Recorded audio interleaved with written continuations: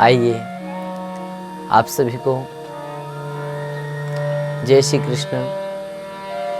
आज हम बहुत ही सुंदर भगवान की उन रसिकता और भगवान की मधुर कथाओं में से एक सुंदर सी कथा मैं आपको सुनाता हूँ। ये कथा हमें एक प्रेरणा देती है कि हमें किसी के आश्रय नहीं रहना है। भगवान का भजन कीर्तन इतना करना है कि हम स्वयं ही उस दुर्लभ मोक्ष को प्राप्त करें। इतना भगवान का भजन सत्संग करें कि उस परमात्मा की वह अलौकिक कृपा हमें प्राप्त हो। अगर हम सोचें कि हमारे मरने के बाद कोई हमारे लिए तप करेगा, जप करेगा, हवन करेगा, पिंडदान श्राद्ध करेगा, तो ये संभवता नहीं है।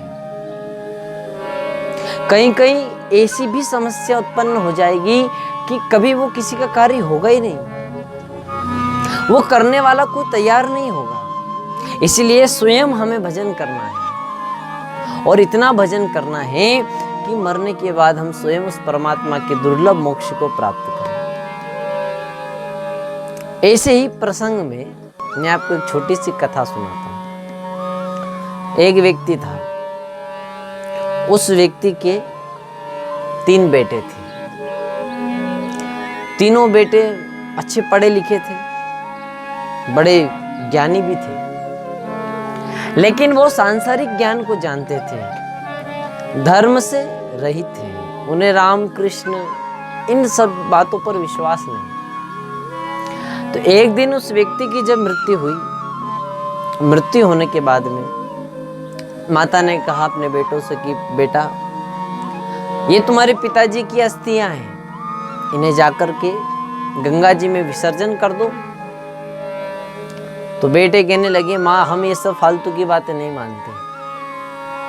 अरे इन अस्थियों को डालने से पिताजी को मोक्ष मिलेगा, ये सब बातें हमारे समझ में ही नहीं आती।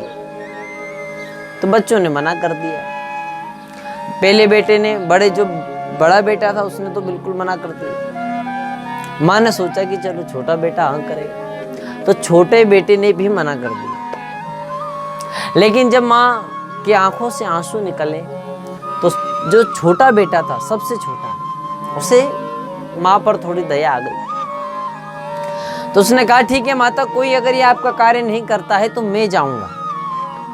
मुझे भी इन बातों पर विश्वास तो नहीं है, पर फिर भी मैं आपके कहने पर इन अस्थियों को लेकर के जाता हूँ और गंगा जी में विसर्जन कर दूंगा। माँ बड़ी खुश हो गई। बेटा पिताजी की अस्थि लेकर के चल लिया।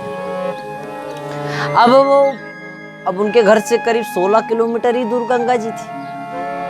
तो बेटा 12 किलोमीटर तो गया, लेकिन 12 किलोमीटर जाने के बाद में क्या हुआ कि बीच में एक नाला आया। जब नाला आया तो उस पुत्र ने वहां के लोगों से पूछा कि भाई साहब, ये नाला बह करके किधर जाता है? तो लोगों ने कहा, बोले ये नाला तो बह करके आगे जाकर के शायद 4 किलोमीटर बाद गंगा जी में ही मिल जाता है। अब जैसे उसने ये सुना कि नाला गंगा जी जा रहा है, तो मैं पिताजी की अस्थियां क्यों ना इस नाले में डाल दूं? जब नाला ही वह गंगा जी तक जा रहा है तो मुझे जाने की क्या जरूरत है? तो उसने अपने पिताजी की अस्थियां उस नाले के अंदर विसर्जन कर दी, अपने घर चला गया। लेकिन जब शाम हुई, रात्रि हुई, तो उसकी माँ के सपने में उसके पिताजी आए। पिताजी कहने लगे कि किस नालायक बेटे को तूने मेरा कार्य सौंपा? मेरी अस्थियां किस नालायक बेटे को दी? अरे वो मेरी अस्थियां जाकर के गंगा जी में नहीं, नाले में ही डाल के आ गया।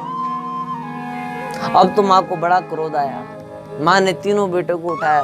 माँ जोर जोर से चिल्लाने लगी कि अरे दुष्ट, अरे तुझे नहीं जाना था मना कर देता, कम से कम मेरे पति की अस्थियां तो नाले में नहीं फेंकता।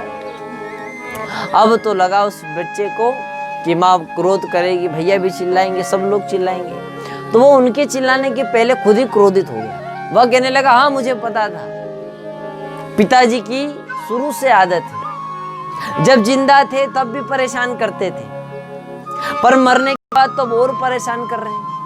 अरे परेशान करने वाली ही तो बातें हैं। अरे पिताजी 16 किलोमीटर चलकर माँ तुम्हें सपना देने आ गए, पर पिताजी 4 किलोमीटर और जाकर गंगा जी नहीं पहुंच सकते थे। मारे माता बोल लिया धन्य है पुत्र।